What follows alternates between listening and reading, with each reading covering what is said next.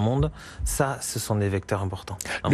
Le FMI nous disait il y a quelques semaines que la guerre commerciale pourrait avoir un impact considérable sur la croissance mondiale, une façon donc de rejeter la responsabilité du ralentissement sur les politiques. Et les banques centrales nous ont, d'une manière un peu différente, mais dit la même chose à Jackson Hole en fin de semaine, que finalement il ne fallait pas tout attendre des banques centrales, une façon de renvoyer la balle aux politiques. Qu'est-ce qui a aujourd'hui la main sur la croissance mondiale? Est-ce que ce sont les politiques ou est-ce que ce sont les banques centrales?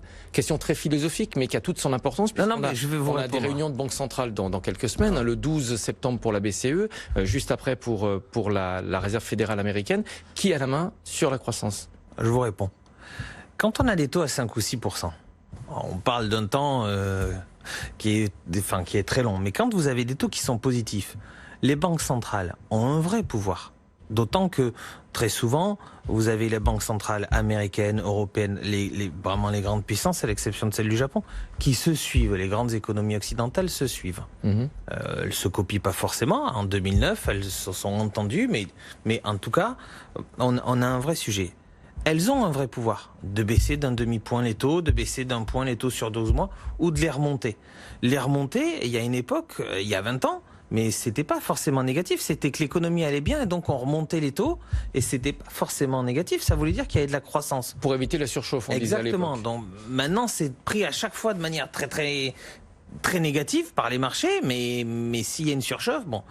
Donc là, elles avaient un pouvoir. Aujourd'hui, on est à des taux quasiment à zéro. On a encore un peu de marge aux États-Unis, on n'en a plus en Europe. Eh ben, il reste plus que les politiques pour pouvoir influer un peu plus sur l'économie par des relances. Voilà. Et pourtant, les banques centrales ont le pouvoir de mettre en place des mesures non conventionnelles. On parle d'un autre quantitative easing, on parle d'un big bazooka, nous disait encore il y a quelques semaines en Europe pour la Banque centrale européenne. Ce sont ces mesures-là, finalement, qui font réellement la politique monétaire. Oui, mais on a fait pour la deux, Banque je ne sais pas si on a encore le pouvoir d'en faire d'autres. Voilà. Là, avec des taux à zéro, même donc le big bazooka ou les efforts de quantitative easing qui ont vraiment porté leurs fruits, je sais pas, enfin, je n'ai pas toute leur connaissance, mais ils ont plus beaucoup enfin, il y a plus grand chose à faire, quoi, vraiment.